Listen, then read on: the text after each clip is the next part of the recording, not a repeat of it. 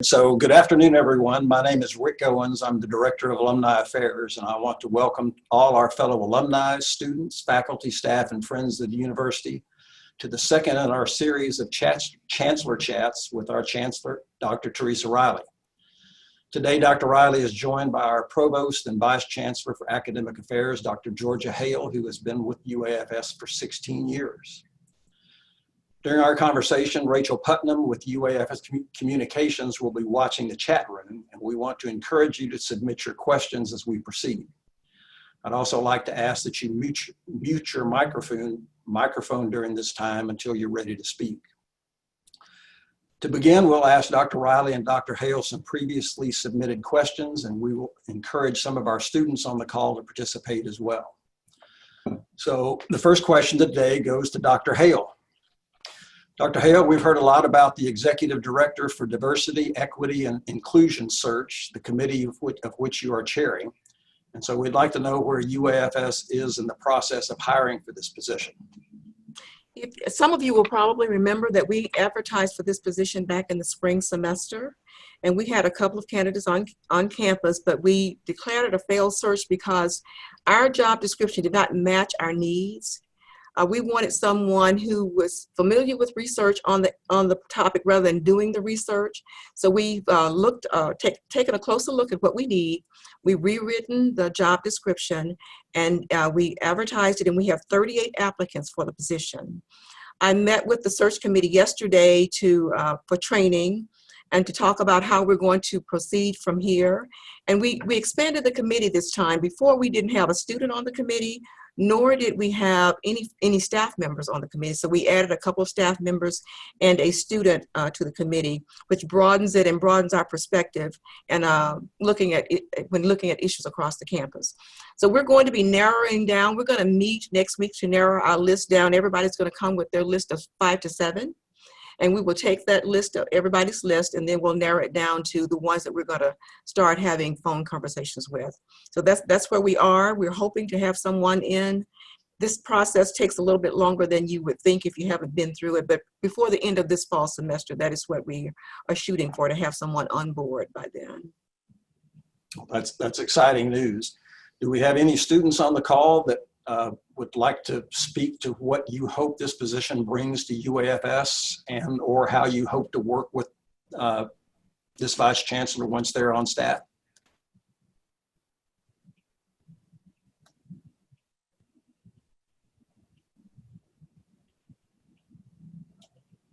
This is going to be just like every class I've ever taught. The A students, speak up. I will speak on the matter. Not really sure what all the job entitles, but I'm looking for somebody that I feel comfortable with expressing myself, talking about my issues, issues that may arise in the future, issues that we had in the past, but somebody who's willing to listen, sit down with me, talk to me, hear where I'm coming from, and come up with a solution, not just for me and my problems, but as a problem as a whole. You know, I might be different than somebody else's, but if we can find a solution for mine, then maybe sit down and say, hey, you know, he's going through this, it's something he's experiencing. Let's put this in place. Let's put this, you know, I would say like a rule in place or something in place. That way anybody else who's been through this can say, hey, here's the steps to take, here's this to do. Just somebody that's open and willing to help change what's already been going on. Excellent. While we're waiting on the next student, I'd like to say that Keenan is our student representative on the committee. So if you're too shy to talk on this Zoom, in the Zoom meeting, Keenan can bring your concerns to the committee, because he'll be helping us narrow it down and interview the person and having a voice in who gets to Dr. Riley for consideration.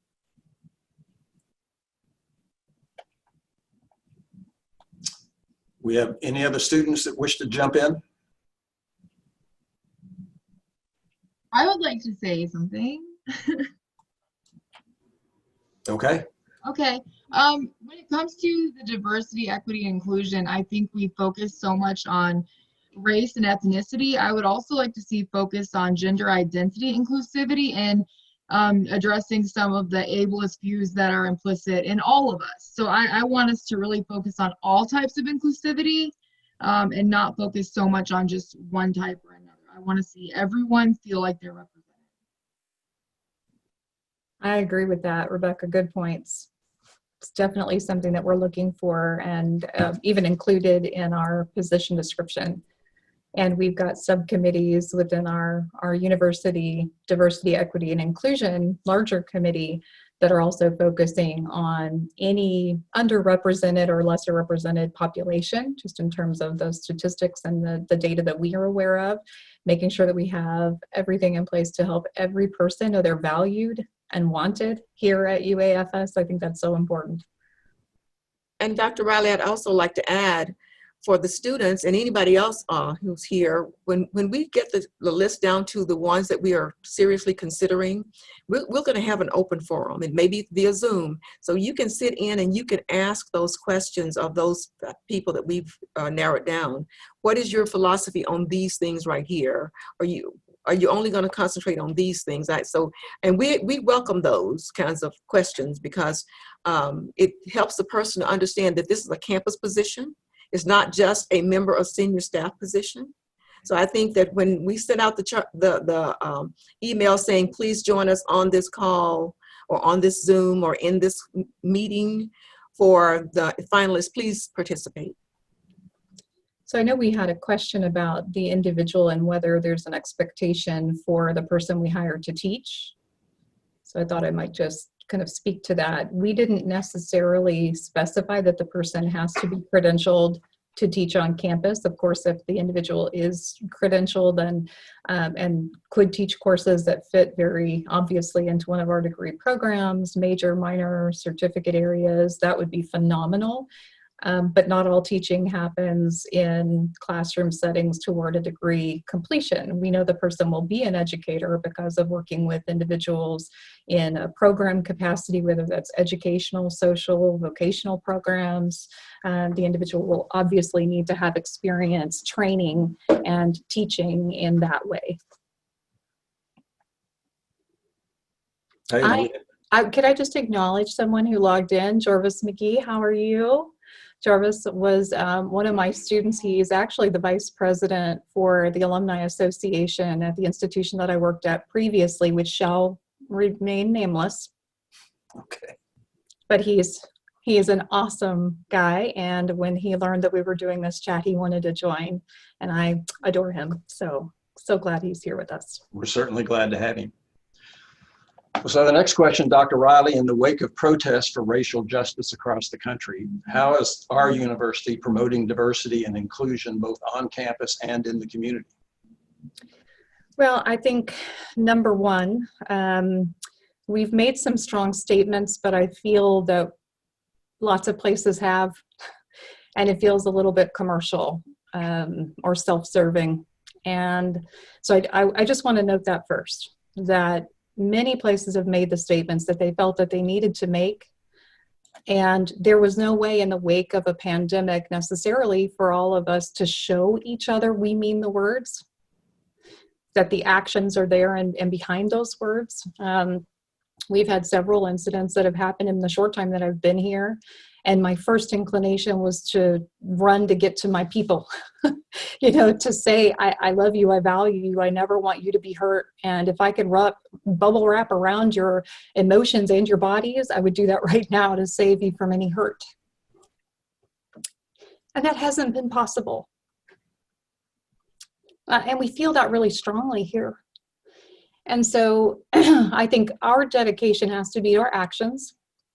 It has to be that when people in this group or throughout our whole UAFS community are hurting, that we all show through our commitment, and that could be to the hiring that we're doing, to some of the committee work that we're doing, to some of the surveying that we will launch this fall, but to recognizing that we are imperfect and live in an imperfect world. And that the thing that we have to do as educators, as leaders, as professionals, is to show our commitment through actions that can help break the cycle and help to lift people around us up. that often starts with education and access to education. So we're obviously very committed to affordability. Already, you know that UA Fort Smith is the least expensive four-year institution in the state of Arkansas. And we're able to be that because of the hard work of the people that you see on this call and many others who couldn't join us today, but also because of the fact that many of the folks who work here are basically doing two people's jobs at any other place, and doing it in order to make sure we're not charging more in tuition and fees than we have to.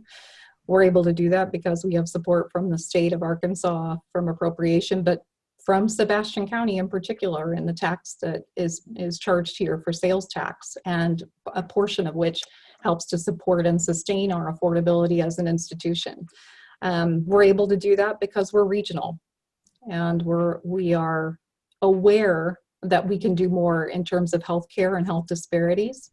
That's something that I think has become more than abundantly clear during the time of a global pandemic, but should be clear, especially in our College of Health Sciences, where they've already studied and considered how we can have more equity in access to healthcare. Student basic needs, that's another thing we're committed to. We have a number of students on our campus who are homeless. I was talking with someone earlier today who said, I have a student who's sleeping in their car and the car doesn't even run. And I said, I have a guest room. Like, what can we, you know, as a community, what do we need to do here? Do we need a private room over at the residence hall? Do we need to work with you on emergency grant aid? We have that. We have a needs pantry. Dr. Dave Stevens Lion Pride Food Pantry also has other basic needs in it. And so when we think about some of the work that's been done here through our foundation, our very generous alumni, we're helping already to support students who have some of those basic needs. We have a number of faculty who are exceptional and who are very committed to this work. They have included cultural competency training in courses. They've embedded it, and they've also started to really consider how could we offer a full academic program on diversity, equity, and inclusion, whether that's an academic minor that's connected to majors within the campus or a certificate program. They're already exploring those options. I just today spent time reviewing training platforms that we could use on our campus. So we have a number of resources that may be available to us very soon, or potentially even already are available, and we just haven't extended them out to our full campus community yet, but we plan to do that. So I'm talking a lot. And of course, as usual, I started off with some tears when I think about anybody hurting one of our students or faculty or staff members, but so forgive me for that. It is recorded and I can edit that. Well, But it's true and heartfelt. Well, it is nice to know that it is true and heartfelt, and it really comes across when you display your emotions, and we really appreciate it. So do any of the students want to comment on what they hope to see this coming semester to help promote diversity, equity, and inclusion on our campus?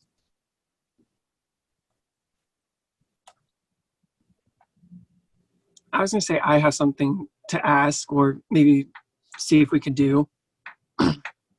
Excellent, Landon. Share. Sure. I really loved last year how BSA was able to host the safe space conversation, to where we could have an open panel to be able to ask questions, to be able to become more knowledgeable. Like, from a student's perspective, I grew up in an area that was not as much inclusive as an area like Fort Smith. And so to be able to attend events like that, to be able to gain more knowledge about how we as students and staff and faculty can all be more inclusive, would just be great to see more on campus. So maybe seeing if we could have more members of administration and higher staff helping promote those kinds of events would definitely help.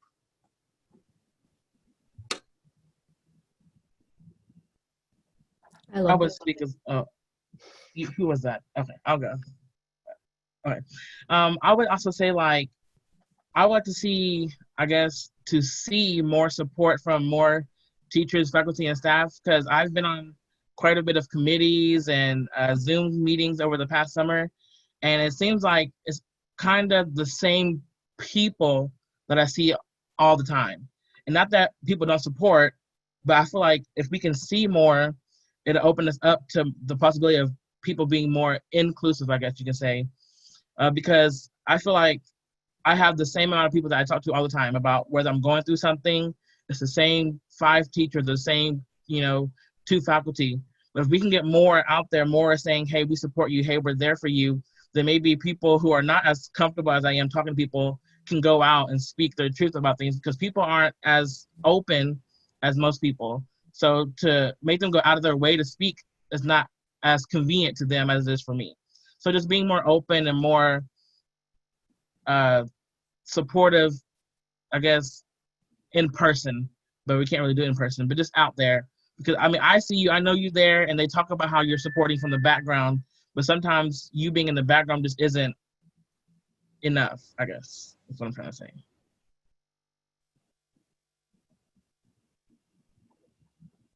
That's a great point. Can I say something? Of course. Okay. I'm Shannon. I couldn't figure out how to change my name on Zoom, so I don't even know how it says that. With Kanan, what he's saying, I definitely agree with that. One thing that is going to be really difficult for us this year is getting people together in general, because there's so many conflicting feelings about being in public right now. And while we all want to come together, it's almost impossible because of the location, or we haven't been able to find a good location. And at the same time, like, what can we do where everybody is safe and together, and we can still get a large enough, have it open enough to where anyone can come. Do we have anything coming up like in the next couple of months? This is my first time like presiding over anything, by the way, so I'm like completely. Shannon, do you want to tell them what you're doing? Yeah, sure. Okay. I am the co-president of the Cultural Network. And one of the things that we have been talking about, things that I've been thinking about to bring everyone together, is by doing like a cooking show or something through Zoom that would allow everyone to come together, like through different cultures. We're also talking about doing yoga. I'm a yoga instructor, and I think actually we could do it outdoors, with a good amount of space where we could do something to bring everyone together and make it maybe be once a month or something until we get more.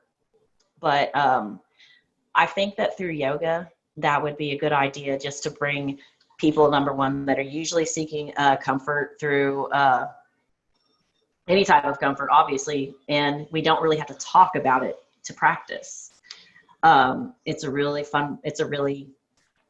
great practice, and we won't have to worry about telling people things, or maybe you'll find someone that you need there. So that's something that I was thinking about offering through Cultural Network. Well, I really love both of those program ideas. That's awesome. I've been so thrilled even with the turnout on Zoom, although it's not together in one place. It brings me so much joy just to see all of you, even when it's just a name on the screen and the video camera's off. It still gives me just such a feeling of delight, and to get to hear each other and hear from each other and learn from each other through the platform is really good. I mean, it's not the same as being able to hug each other and wipe away tears and give each other a high five. It isn't. But look how many people made time to join us today. And I think if we use that platform, it is even more convenient for people that may not normally be able to come to events and activities out of being at work, being parents or caring for another person that they love, and particularly in the time of a global pandemic, wanting to protect each other and ourselves and the people we love. Coming together in a physical location may not work as well, but we can certainly do some of the kinds of programs you're talking about. But I agree with Keenan too about it being a safe space. You have to believe that when you come into that space, that the people who come into it want to learn, want to listen, and want to respect that everyone who's coming to that place has the same kind of desires. We want UA Fort Smith to be the best place where we show value to each other and respect to each other. I mean, that's part of our goal that should permeate every activity and program that we have. And so that would be, this is one platform for doing that. Shannon, we've seen several comments in the chat room supporting your idea and liking the idea about yoga and things like that. Are we aware of any other campus groups that are interested in hosting open forums to create dialogue on these issues? Or do we have any other student leaders that have some ideas?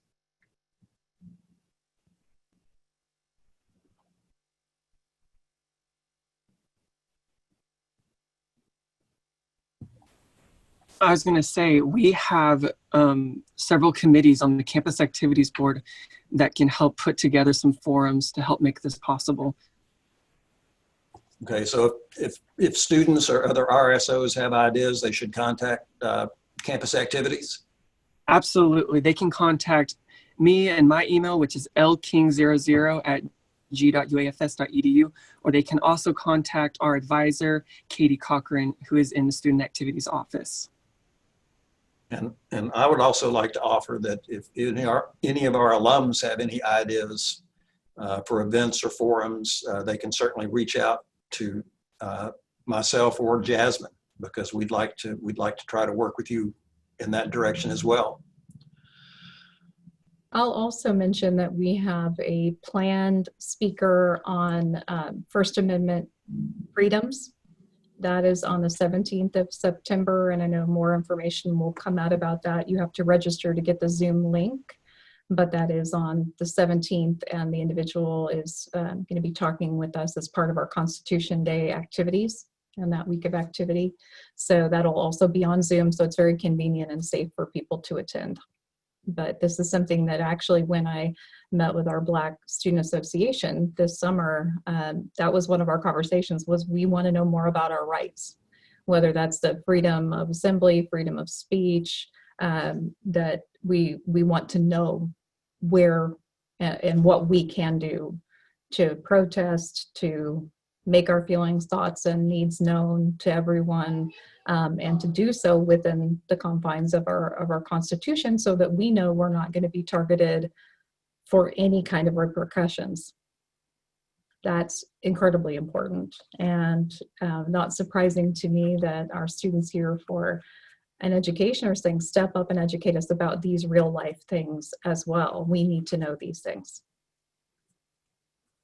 I agree. So is UAFS, are we doing anything to combat discrimination and systematic racism?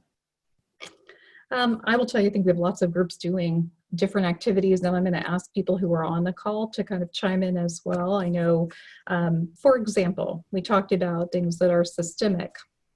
And one of the things that universities tend to promote are policies and procedures. That we have a policy for that, we have a procedure for that.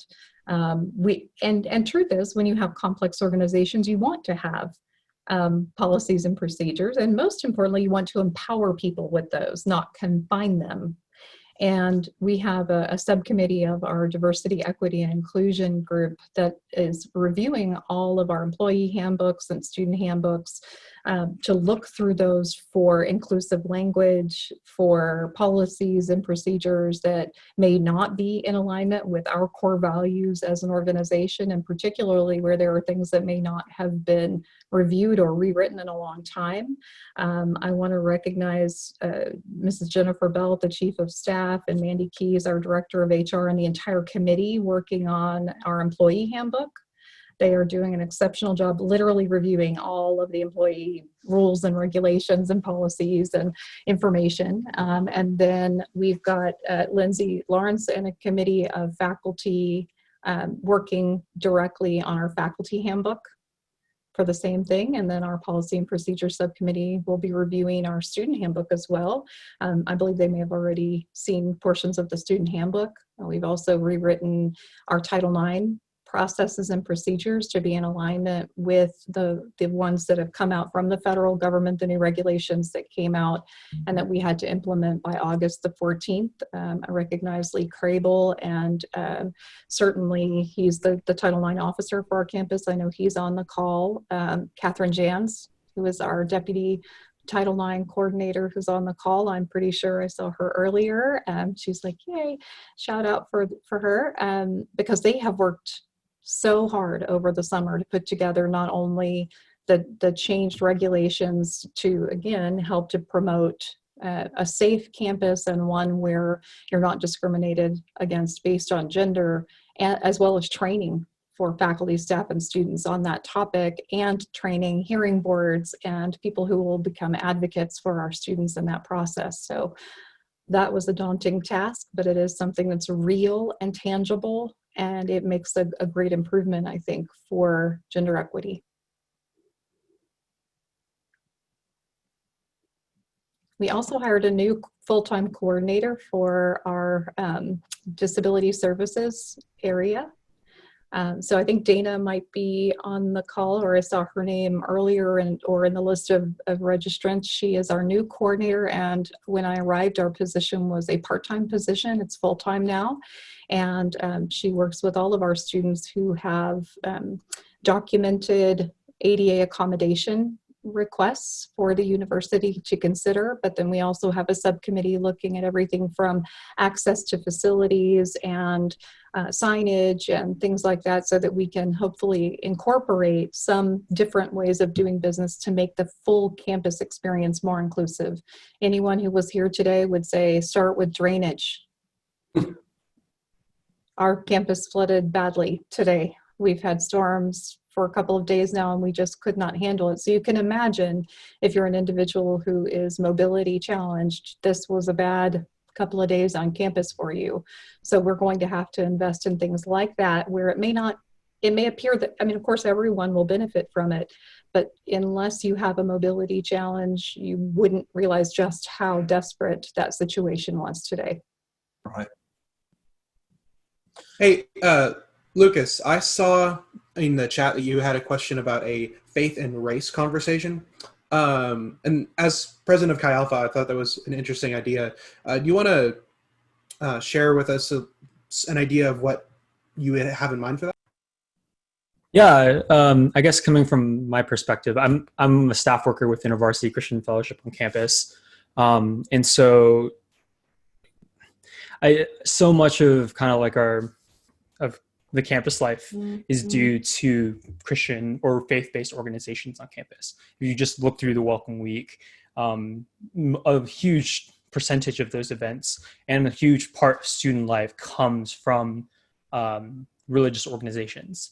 And I think that religious organizations can provide really unique spaces because there's a diversity of views within religious institutions. For example, even in Christian churches, there's a plethora of opinions on how we see race and ethnicity. And it's a really cool, I think, especially for religious organizations, there's a unique opportunity to bring a faith-based perspective on race and the inherent dignity of every person to that conversation. And so with religious organizations being a huge chunk of student life, it just makes sense for religious organizations to host something like that, because the university administration can only do so much, and it's up to community members and students and to step up as well. I know one thing myself personally. We have all of the seminars, we have all of the conversations or events, what have you. I think the main thing that we probably need to look at too, although it's some offices did not have all the diversity, but in our office, we've had those tough conversations, meaningful conversations. And I think if we can meet those people one-on-one sometimes, but that would do a whole lot more sometimes than, a wide variety of programs. And so we've had those tough conversations in our office over the last year and a half. And I believe those conversations have been fruitful and meaningful to our office. And I think if you engage your office with those tough conversations of diversity, of race, of religion, of whatever those differences are, those have a larger impact, and I think would have a greater impact if those things were taking place, those conversations were taking place campus-wide in our own personal office space. And we can't be afraid to bring up those conversations. We can go into a large room or to a large setting and nobody asks any questions. We take it all, you know, we listen, we read, and we listen and we read. But then if there's no implementation or application of what we have heard and read, then we haven't done any good. And so I think the more effective, one effective way is that we engage each other in our offices. And I think I heard someone say about seeing faculty and staff more involved and being able to contact those people on a personal level. Those are the things that's really going to change the culture of our university and make people feel inclusive and like they are important. That's just one of my personal things, is that you engage in those conversations that we've been so reluctant over the years to have. And I think that would make a big difference as well. So Wesley, how did your particular department start that conversation? Or what advice would you have for other people who are on the call today who want to start the conversation and they don't know how to do it? Or maybe they're not the boss and not sure how to bring this forward as an agenda item really for the whole department's consideration. I'll just tell you there was a couple of things that we talked about in our office, and I think it wasn't scripted, if you would. We just happened to fall into that conversation, and it just took off from there. I think it's just a matter of feeling comfortable around those people you work with. You engage those people in what's going on in the world. We had conversations about the George Floyd. We had conversations about the fact that we're raising young Black men and we're having to tell them how to respond, how to act. And, you know, in our office, where I'm the only African American, and so we're having that conversation, and they're asking questions and they're receiving and they're in exchange. I want to know how you feel about it. They want to know how I felt about it. And those types of conversations where we are literally engaged. I think if we just meet people where they are, I think that's how we did it. We just took a instance or whatever had happened, and we just took that and just rolled with it, and we just had a conversation about it. We have an age gap in our office. You know, I'm the second oldest person in our office, so I call myself the veteran.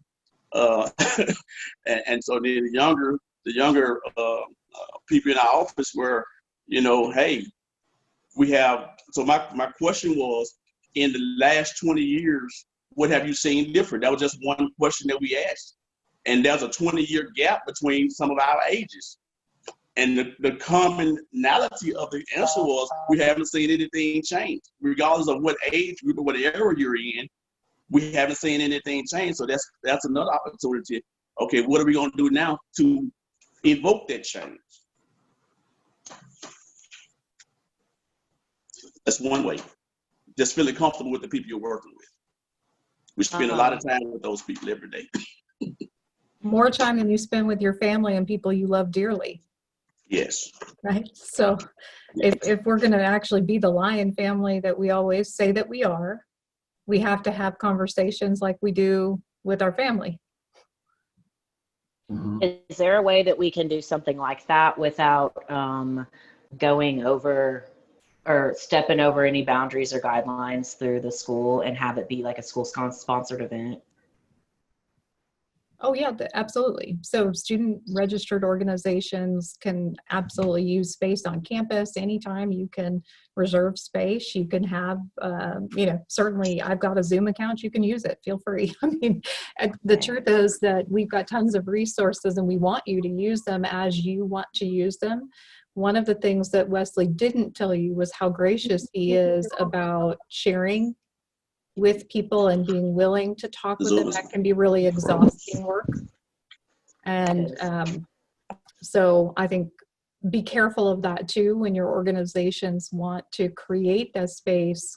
How are you doing that in a potentially a way that doesn't exhaust you as a leader? That it's really concerning to me as well. I wanted to add something that Wesley said. Something that kind of jumped out at me. He said, "Is it the same as it was 20 years ago?" I'm not from here. I'm from Oklahoma, and I've been here 10 years exactly. And one of the things that I was told before coming here from Oklahoma was, be careful, be careful. That's not a place that's safe. Watch where you're going. And I will say that it's not as bad as we thought it was coming from Oklahoma. It wasn't as bad as people were saying it was. The campus, from my perspective, is not as bad as I've seen and heard on others. And so I think so far we're doing a great job. I think that a lot of it has to do with people just don't know. And if you grow up in a town like this or like Paris or something else that's around here, you're only going to know what your grandparents told you. You're only going to know what your peers are saying. And they may not feel that, but that's just what they're hearing. Because I grew up in an all-white school, and I was under the impression that Black people were inferior just because I was hearing it all the time. And it's not that I believed it, or you know what I mean? It's not, it was there, and I knew everyone else believed it because it was said enough. So whether they truly believe it in their heart or not, it might just be something that just happens to be there that they haven't figured out how to come to terms with. They haven't figured out how to separate themselves from. And that's just a part of all of us using consistency and grace in different avenues, because we're not all approachable to the same people. Well, Dr. Hale and I have been really, I think, very privileged to be named to the Racial Equity Task Force created by the U of A system. We're the only institution that has 2 members on that, and truly it's a small group, I think partially just to, because it could get so large that it wouldn't actually be productive. And it's even hard now representing lots of different schools and school types and agencies within the state to do the work. And she and I are doers, not just talkers. So sometimes I'm just speaking for myself, but it's a little frustrating because I'm like, so what's the goal? What are we doing? What action are we going to take now? However, today we talk through the fact that representation is incredibly important, and asking the University of Arkansas system to start from the top down was going to be incredibly important, that they have to devote resources and create programs and things that will really overarchingly provide that umbrella of support to each of the campuses, and that when we are recruiting, when we are hiring, that we need to be keeping in mind how we can attract individuals who are going to really represent the people that we serve.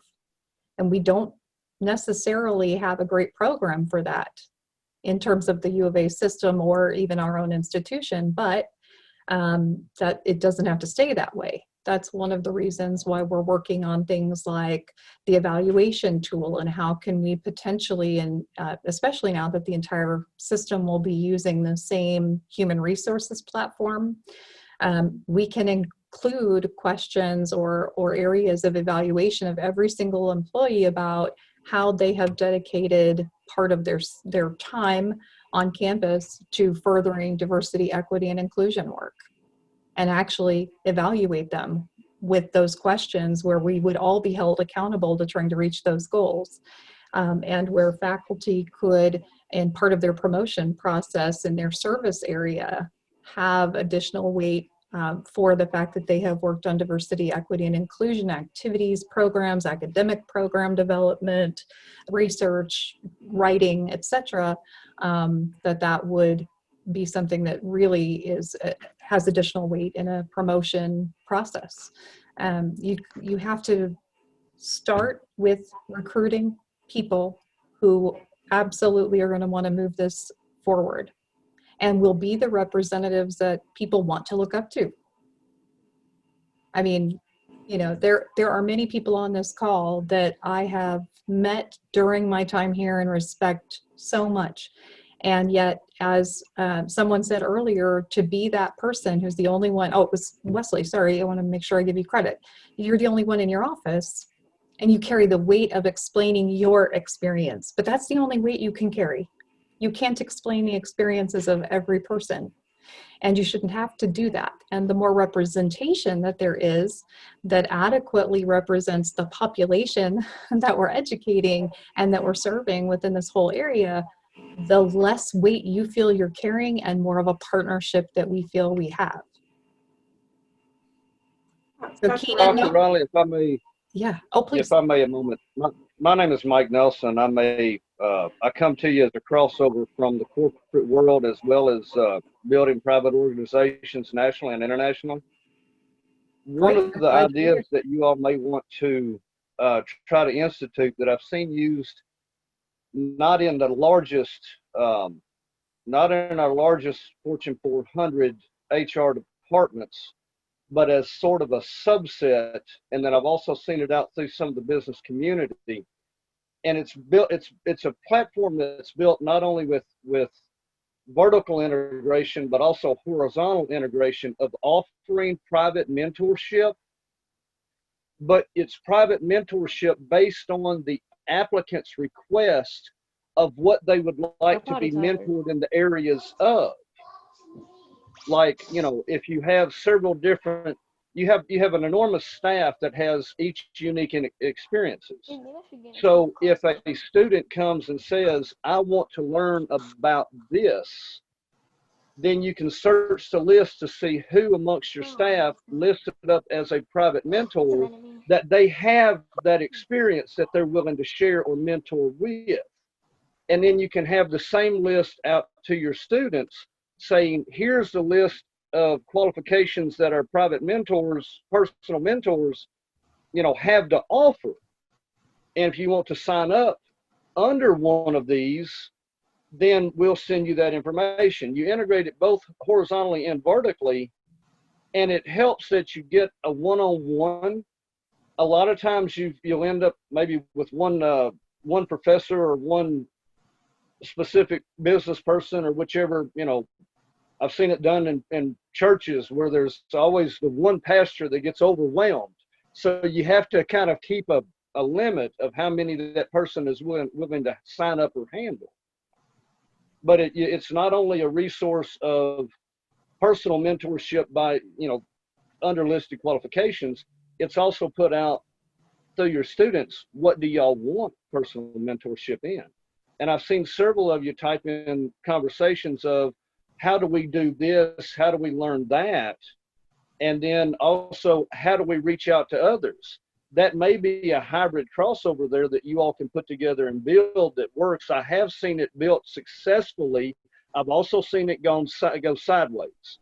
I mean, it absolutely can if it's not monitored correctly and, you know, administrated so that nobody gets overwhelmed, nobody gets left out, somebody doesn't get picked on, that sort of thing. You've got to do a little bit of a vetting process in there. But just to throw that idea out that maybe that's something that you could integrate, you know, their own campus, use the resources on campus in both, like I say, both a horizontal and a vertical platform. I love that. Mike, do you know of a specific tool, a specific type of software program or platform for that? I do not. I'm not a software person myself. That's why, you know, I don't have a picture. I sit out in the internet desert right now. I barely get enough signal to even be on. But I know there are some that are there. Of course, your Zoom works right now because you could have that, say, professor say, okay, I the first 3 applicants or first 4 applicants, I'm going to be talking about my experiences with, I don't know, a Muslim, you know, a Muslim pilgrimage. If you would, you know, here's the Zoom meeting. If you would like to join in, here's this. And then you have the other side where the student says, I would like to learn more about yoga. Who do I talk to? And as long as you have that crossover there of somebody being able to spin that wheel around and kind of click everybody together, bam, bam, bam, you plug everybody in the slot and you build the thing. I don't know the software though. Well, that's That's okay, not my Mike. expertise. Yeah, I appreciate that. Definitely. I know that there are platforms for that. And I'll just go ahead and put the plug, Rick, if you and Jasmine weren't going to, about our mentoring program with alumni as well. So do you all want to do that? Sure. So we've been operating a Mentor Connections program starting our 7th year, where we actually take a student and team them with a young alum and with a local business executive. We're going to kick off the 7th year actually in about a week. And then this year we've also added a new version of it where we're going to take sophomores and team them one-to-one with young alums, hopefully to make their college careers better, more effective. And one of our goals is to encourage students to seek out internships earlier in their career instead of waiting until they're seniors. So it's been a really fun program to operate. Well, so we want to really enjoyed the conversation and everybody jumping in. I'd like to ask one more question from Dr. Riley and Dr. Hale so that we can wrap it up because we're coming up on an hour. How do you think the community and friends of the university can help drive UAFS as an institution of inclusion? Dr. Hale, do you want to take that? I'll start. Well, I think that these kinds of forums are good because we have a variety of people from all segments on it to learn more about what we're doing. I also think coming out and visiting with our students and our faculty, being in the classroom to learn about what's going on the campus. Sometimes we don't know when we just pass by what we can learn if we just stop in. So I think that would be a good thing to do. And I know that faculty are always looking for people to come in and bring some new ideas and listen to the students. And we want our students to get exposed to the community. And I think that partnering is just the best way to make it happen. Everybody gets an education when we do it that way.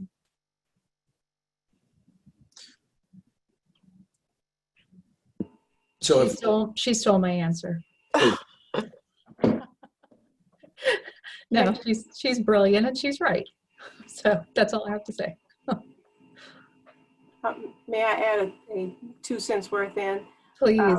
So I listened to staff and students and admins, and I would really like to feel confident that whoever's hired is just that diverse. I think that person needs to be well integrated into every group of sorts on campus.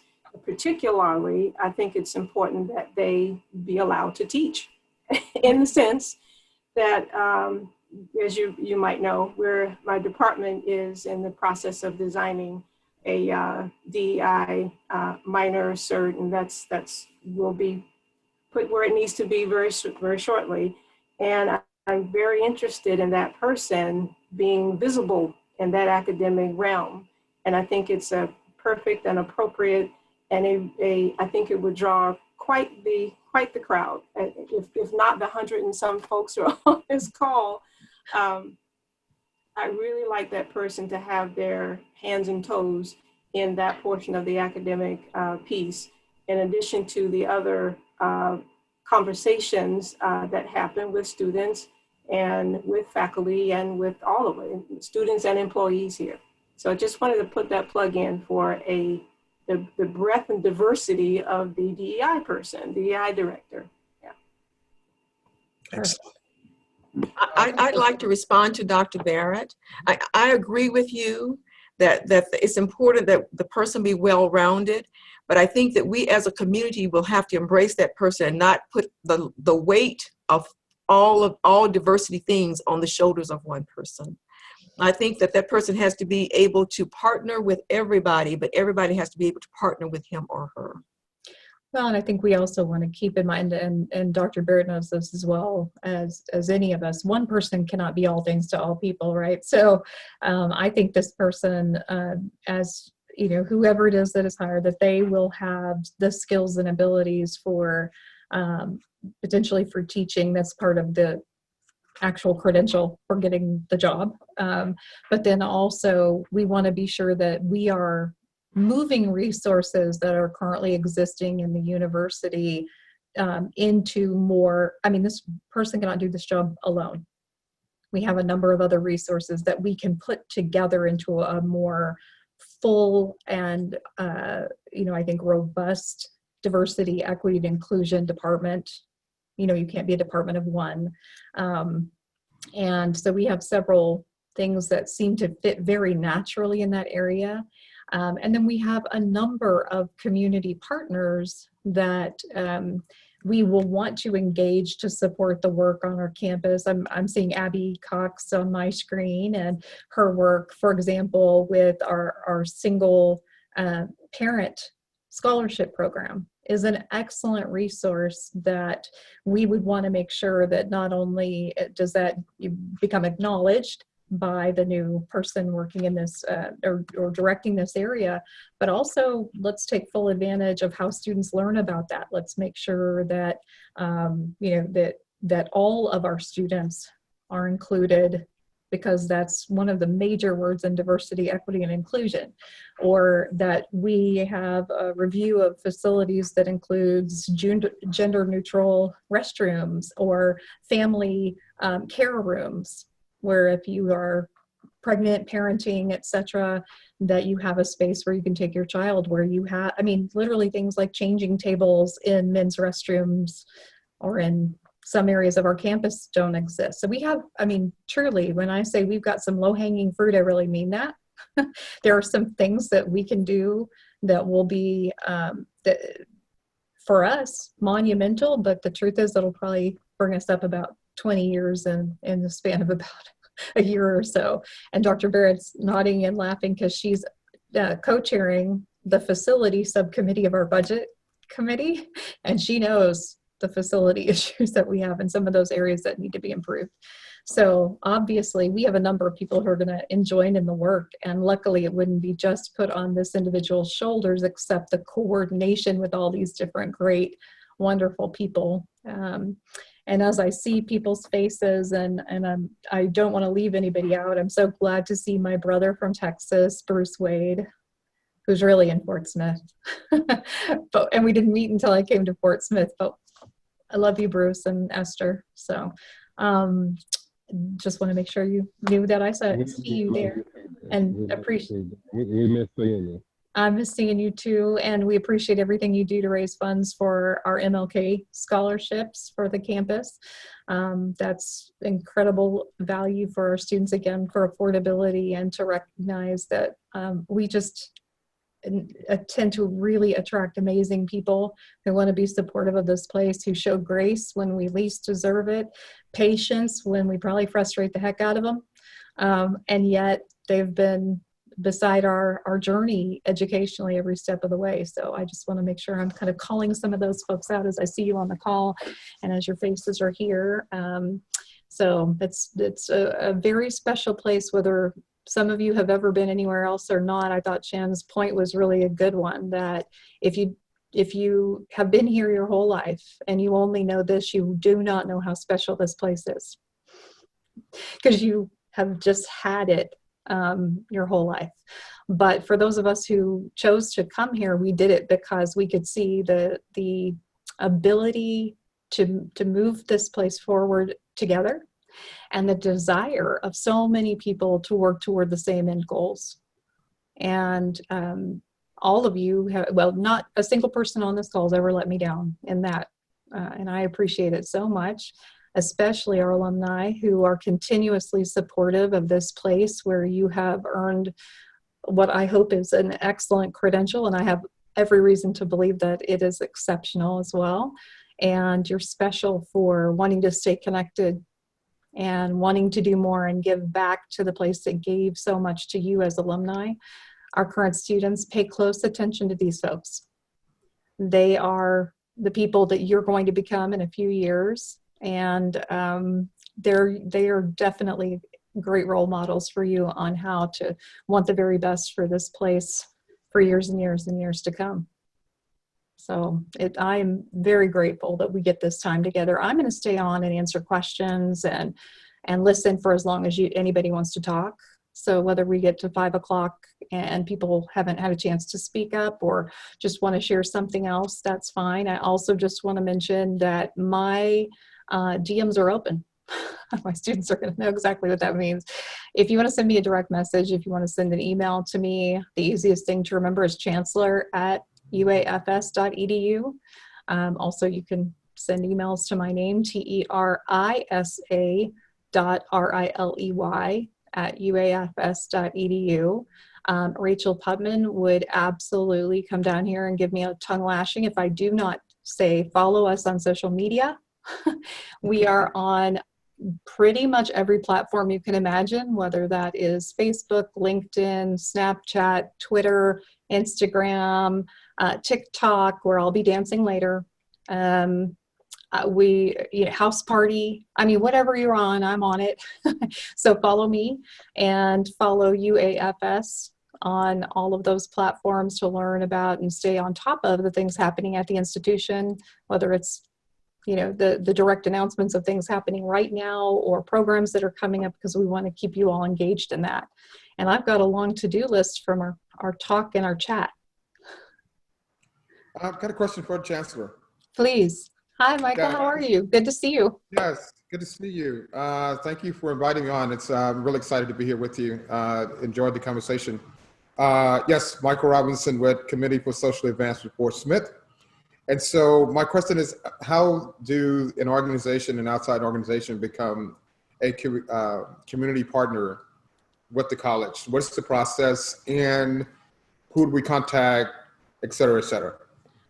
So Michael is an amazing man, and he has really started to launch some things in our community that are great discussions that are happening, and I'm thrilled to hear you ask the question. I think it depends on your interest organizationally, so I'll just be clear that the way I would direct you may be different depending on the type of organization. We have a wonderful director of student activities who focuses primarily on activities with our registered student organizations, Greek Life, etc., particularly in any of our multicultural student organizations. All of those organizations fall under Stephanie Landon, who directs that area. So she's a great partner and great person to talk to. Dave Stevens, who is our Dean of Students, also great in terms of student engagement and involvement and overseeing that area as part of his role. Obviously, if the interest is within our faculty or our employee training kinds of programs, or just ways to partner in activity that would encompass the entire campus, I would say that until we have our executive director for DEI, who would be the person I'd send folks to, you could certainly contact me, my office, and I'll connect you with all the right people. I'll find them if they're here. So, well, and trust me, they want partners too. So obviously you've heard lots of different strategies. We are thrilled to have you in partnership. Thank you. I'm excited to be engaging with this conversation, and I was listening to some of the students talk, and unfortunately this COVID-19 has got us to where we just difficult to be in close proximity, and understandably why, right? And so I was thinking, like, arts and drama could put on a play and then have some type of forum discussion, specifically those hard conversations, because it can be difficult even in large groups. But if you had a visualization of what is a systematic racism, right? There's got to be some kind of way to put that image and that discussion in Zoom or some platform, so that there's a collective conversation about it. Because we run into these things in and out of our days. Kids probably on campus run into these situations, and not having, maybe like a group of people or some leaders on the campus to go and have these conversations with each other. I think because a lot of times when those conversations happen, they seem to have more of a, you know, that's not a big wall to overcome when it's talking with other students. Sometimes adults can be intimidating in those areas because we come from a different, you know, space in that cultural part of college and schools and stuff like that. And so their surroundings is extremely diverse, right? And so, you know, I think there's got to be some kind of way to put this in a perspective to where we can have the collective conversations. And I know these individual conversations are very important, yeah.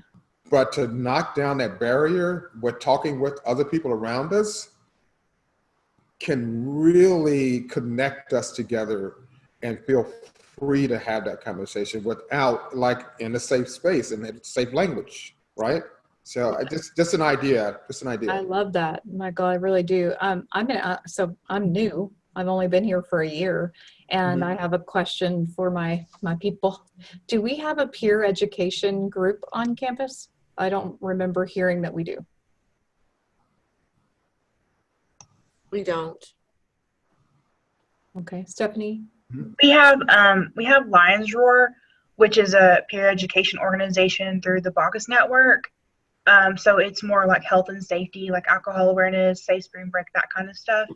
But that's the type of programming that they do as a peer education organization. Okay. So a lot of peer educating groups have gone from beyond sort of the safe spring break and drinking educational programs to bystander intervention. And really, when I say bystander, I really mean you see something happen and you confront that. And it could be anything. It could be you're telling a joke that's completely, you think is funny and is completely inappropriate and is offensive. It could be that they're confronting someone who is, you know, creating a microaggression in a space to say to them, no, you know, you should not ask to touch her hair. Stop. You know, that's the kind of thing that the groups are typically incorporating and doing some of the skits, again, like you're saying, to make it more real with regard to the relevant time and place where things may happen. So Stephanie, is that? Yeah, I was just going to mention, we do have a bystander intervention training called Step Up that I know I'm facilitator trained for, and some other folks on campus are. And we do offer to go into classrooms and teach that. We've had really great success with some of our faculty. So if you're faculty on here and you are going to have to miss a day of class or anything of that nature, I know now it's a little bit different, but we've offered for someone from our office to come in, and we have several programs that we can do. And one of those is Step Up, which is a bystander intervention training, as well as several different trainings that we can offer. Right now, we do have some faculty, some staff, and some students who can conduct the training, and we do it in pairs. So we can offer that currently. We have included some of our Lions Roar folks, who is that peer education organization, with that, but they're not all currently trained. So Michael, that might be a really good connection point for your organization with the Lions Roar group to help them expand out the types of peer education they provide. That would be amazing. And I told you that the brilliant Stephanie Landon, who is responsible for our student organizations and training, and of course she's on the call as well. So see, I learned something new about our organization, and I am thrilled to know about that. So I'll be helping to promote them. Well, they will most certainly be hearing from us, because that is something I think is, you know, one of those connections that intersects with everyone on campus, right? Right. And so to have someone immediately to go to like nip that in the bud real quickly makes it more conscious. You know, it just makes it more conscious, and we're much more aware of it immediately. And then it's like it's remedied, and people are not getting away with it, you know, with a smile. Yeah. And because it's hurtful language, it's hurtful behavior, right? And it's asystematic because we do it, we don't know until we are confronted, right? Right. So be glad to be involved in that. We're also going to be, the committee has been selected to bring diversity and inclusion into the city of Fort Smith, which is a very big deal. And so I want to engage on all of these levels with the college campus, because we need to have those resources available and make contacts with the college. I think this is going to be a really good thing for the city as well. Well, and you want to tell everybody who your co-chair is in this work? I'm sorry? Michael, do you want to tell everyone who co-chairs this with you? There is going to be, well, we got Mike Nelson, we have Diane Osborne, we have Jay Shepard, which is one of you guys' presses over there, and Brittany Shepard, his wife, which is a band director at Ramsey, I believe. Yes. And so, and we have some other minds that we're going to get together, and I think Paulette's going to, I have asked Paulette to get involved with this. It's going to be a really, really exciting process, and I'm trying to get as many minds together to make this a long-lasting process for the city that will change the culture, right? And I think we're on the precipice of doing something really amazing for the city. So lots of folks involved. Michael, if I could just interject, if you can see the chat window, there are at least 2 people have asked for your contact information. A couple of our faculty that I think would like to explore the possibility of you speaking to their classes. Sure. You can contact me at tponrobinson, ROBINSON @gmail.com. And our Facebook page, which is Committee for Social Advancement Fort Smith. We will have a website. It's under construction now, so hopefully within the next week or so, we'll have a fully functional website. Excellent. Thank you, sir. Well, I just want to take a moment to thank everyone for joining the call. I think this has been a wonderful experience, a great dialogue. Especially thank Dr. Riley and Dr. Hale and all our students that participated. It's been a very enlightening hour for me. And if I can, just to get a couple of shameful plugs in for the Alumni Association, we have 2 more Chancellor Chats coming up. Next one will be September 21st, and it's going to address the sales tax renewal, which is so vital to our university. And then on October 13th, we're going to explore how UAFS collaborates with the community at large. This chat has been video recorded, and we'll be posting it on our alumni social media link. So you can go back and review it, or people that weren't able to be on the call can watch it. And the last thing is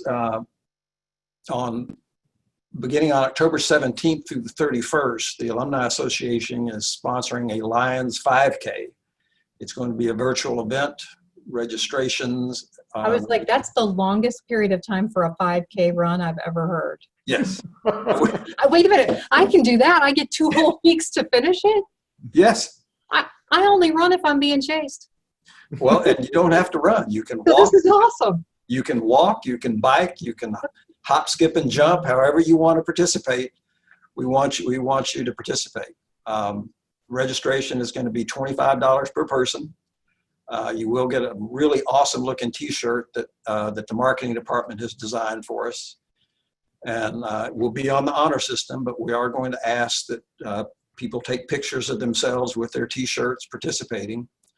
I do understand that we have 1 alum that's in the Navy that's stationed in Hawaii that's going to be participating. So we're hoping to attract alumni from around the country and hopefully even around the world. Listen, if I need to take this group to Hawaii, just to check in and make sure that they're legitimately wearing the shirt while doing a 5K, I mean, look, I have a few takers. Yeah. Just let us know. You Well, should probably give an award for the most creative 5K. Okay. Because I can think of somebody trying to do a unicycle for 5K in the t-shirt while trying to film, and if you have 2 weeks, you can piecemeal it together. Somebody chewing bubble gum and skipping rope for a 5K. You might just kind of blow that thing up into the most creative video. Also gets recognition. Also gets a UAFS mask. yes, There you go. that's a great idea. I really appreciate that. I love it. And now Mike took both of my ideas, so. Well, again, I just want to thank everyone for participating. This has been a really wonderful experience. And I believe, Dr. Riley, you mentioned that you're going to stay on to answer any of the questions. So I sure will. we really appreciate everybody. Thanks to all of you. I appreciate everyone who joined us, and whether you shared or listened, it was awesome to have you here.